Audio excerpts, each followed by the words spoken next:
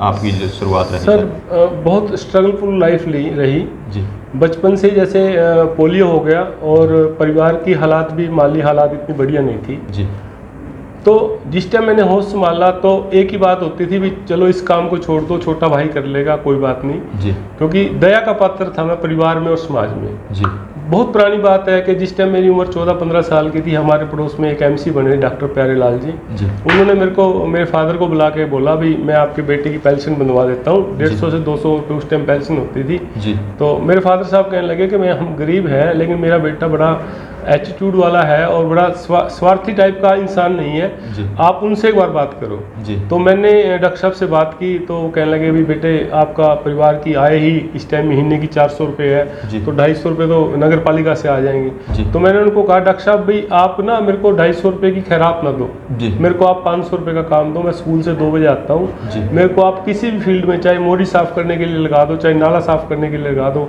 चाहे अपनी दुकान पे पट्टी करने के लिए लगा दो, किसी बर्तन वाले, लेकिन मेरे को ना पेंशन नहीं लेनी। मैंने अपनी लाइफ में कोई पेंशन नहीं ली है। जी तो मेरे मन में ये बात थी भी अगर मैंने आज यहाँ ज़िंदगी 250 रुपये की खैरात से शुरू कर दी तो मैं ज़िंदगी में कभी ऊपर नहीं बढ़ पाऊँगा। जी और मैं हमेशा ही अग्रसर होने की तरफ रहा। लाइफ के अंदर मैंने चाय की दुकान से स्टार्टिंग की, उसके बाद उसमें खर्चा कम निकलता था, फिर मैंने साइकिल लिया 100 रुपये का, उस टाइम 500 रुपये का नया साइकिल आता था। जी उससे अपनी लाइफ को कबाड़ी के काम से स्टार्ट की। जिस टाइम मजदूर की दिहाड़ी 30 रुपये होती थी, मैं उस टाइम भी 200 रुपये कमाता था साइकिल से। जी और मेरी सोच एक बहुत बढ़िया रही है कि जिस टाइम मेरी आय बहुत कम थी, मैं कबाड़ी की फेरी लगाता था। मैंने उस टाइम भी, हमारे यहाँ एडवोकेट थे विनोद जी, मैंने उनको कहा कि मैंने इनकम टैक्स की रिटर्न भरनी है। जी तो वो कहने लगे अशोक जी यहाँ तो बहुत बड़े बड़े लोग हैं, शेलर वाले भी रिटर्न नहीं भरते, आप तो साइकिल फेरी लगाते जी। हो। मैंने कहा जिस टाइम आप रिटर्न भरने के लिए बोलोगे ना तो उस टाइम समाज आ चुकेगा, क्योंकि मैंने अपने बच्चों को बहुत अच्छा पढ़ाना जी। है। बहुत मेहनत करी, कबाड़ी की फेरी लगाई, चाय दूध का काम किया, अपने शहर में अपना एक मुकाम हासिल किया। और ऐसे करते करते खूब भगवान की बहुत कृपा हुई कि मैं कभी कहीं घबराया नहीं। हिंदुस्तान की हर स्टेट में जाके मैंने बिजनेस किया है और कहीं भी मैं बिजनेस करने के लिए अपनी जेब में पैसे लेके नहीं गया। सिर्फ मेरी फेस वैल्यू और मेरी आवाज़ से भावुक हो के मेरे से बहुत, जैसे मान लो मैं कहता हूँ मैं इतना अच्छा नहीं हूँ लेकिन मेरे को लोग बहुत अच्छे मिले जिन्होंने मेरे को बिजनेस में प्रोत्साहित किया, समाज में एक अपना स्तंभ मेरे को बनाया। आज अशोक नमक वाले के नाम से मेरे को लोग जानते हैं। और जो पैसा कमाया वो पैसा मैंने, ऐसा नहीं है कि किसी देश सेवा में पैसे लगाया। एक गुड़िया को मैंने मौलाना यूनिवर्सिटी से डॉक्टर बनाया, आजकल वो डॉक्टर शाह हॉस्पिटल में एमओ की जॉब पे है। और मेरी इच्छा है कि मेरी गुड़िया आर्मी में जाए, आर्मी की डॉक्टर बने, क्योंकि पैसा कमाना मेरे लिए इम्पोर्टेंस नहीं है। मेरे लिए इम्पोर्टेंस है कि समाज के अंदर सेवा करें। और मैं ये संदेश भी देना चाहता हूँ भाइयों को, कोई भाई अगर दिव्यांग है वो अपने इर्द गिर्द एक ऐसा दायरा ना बनाए कि मैं इस काम को नहीं कर सकता, मैं इस काम को कर ही नहीं सकता। आपने एक ही बात सोचनी है कि मैं इस काम को कर सकता हूँ।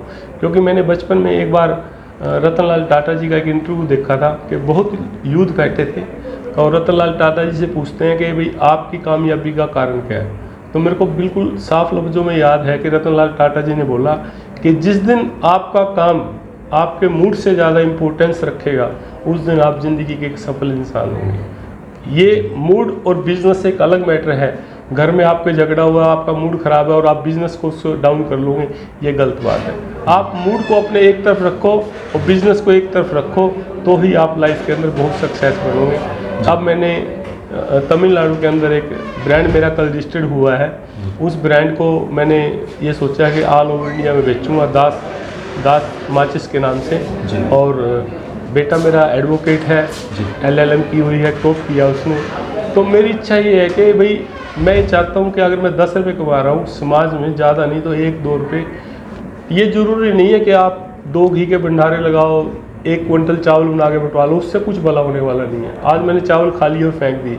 मैं ये कहता हूँ कि अगर आप सक्षम हो तो किसी बच्चे को एजुकेशन दिलाओ, बच्चों को अडॉप्ट करो या किसी की मदद करो इलाज में। किसी माता बहन का, भाई का आंख बनने का काम है, ऑपरेशन है, उसको बंद मुट्ठी करके उसको पैसा दे दो।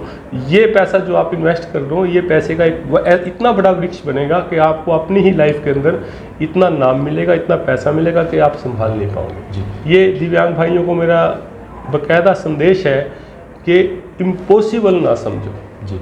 आप सेवा करो तरक्की करो, बिजनेस करो, कहीं से भी ज़िंदगी को स्टार्ट करो, लेकिन आप मन में ये बात ना ठानो कि मैं ये काम नहीं कर सकता। जी अशोक जी, आप मतलब शुरू से दिव्यांग थे, एक तो दिव्यांग, एक ऊपर से गरीब भी, और एक कहाँ से आपको आइडिया आया कि मैं मतलब दिव्यांग ना समझ के अपने आप को स्ट्रॉन्ग समझूँ और कहीं ना कहीं जो अपना बिजनेस स्टार्ट करूँ? देखिए, इसमें कहीं ना कहीं मेरे टीचर्स का हाथ रहा है। मैं हिंदू स्कूल में पढ़ता था, TN कौशिक जी मास्टर थे वहाँ पे। तो हमारी हालात परिवार की ख़राब हो गई और मैंने ट्यूशन जाना बंद कर दिया। तो मास्टर TN कौशिक जी ने मेरे को बोला भी आप स्टाफ रूम में मिलो।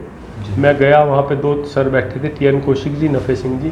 तो मैंने कहा सर, कह लेंगे आप ट्यूशन क्यों नहीं आते? मैंने कहा सर हमारा माली हालात ठीक नहीं रही, मेरा फीस देने का विरोध नहीं है और मैं स्कूल में नहीं आ सकता, ट्यूशन नहीं आ सकता। तो मास्टर नफ़े सिंह जी ने बोला भी ये बात आप मेरे से नज़र मिला के बोलो। मैंने कहा मैं तो स्टेज पे चढ़ के बोल दूँ, मैं गरीब आदमी हूँ, गरीब का बच्चा हूँ, पैसे नहीं है ट्यूशन के लिए। तो ये एक दरिया दिली रही मास्टर TN कौशिक जी की। उसने कहा कि बेटे आप ट्यूशन आया करो, आपसे पैसे नहीं ले जाए करेंगे। लेकिन मैंने कहा सर मैं ट्यूशन नहीं आऊँगा। क्यों? अगर आपने किसी भी बच्चे को या किसी भी अननोन सेकंड पर्सन को ये बोल दिया कि अशोक को मैं फ्री में ट्यूशन पढ़ा रहा हूँ, तो मेरा ज़मीर मर जाएगा। मैं ये बात मैं ज़मीर को नहीं मार सकता। अपने आप को बहुत मेहनत करके इस काबिल करूँगा कि मैं अपने बच्चों को हायर एजुकेशन दिलवा सकूँ। लेकिन TN कौशिक मास्टर जी ने इतनी दरिया दिली दिखाई। वो कहने लगे बेटे जो बात तू बोल रहा है, मैं कभी ये बात अपने समाज में, अपने घर में जिक्र नहीं करूँगा, लेकिन एक दिन ऐसा आएगा कि तू बहुत बड़े चैनल पे इस बात को लाइव करेगा, बहुत बड़े चैनल पे बोलेगा कि मेरे को उस सर ने पढ़ाया था।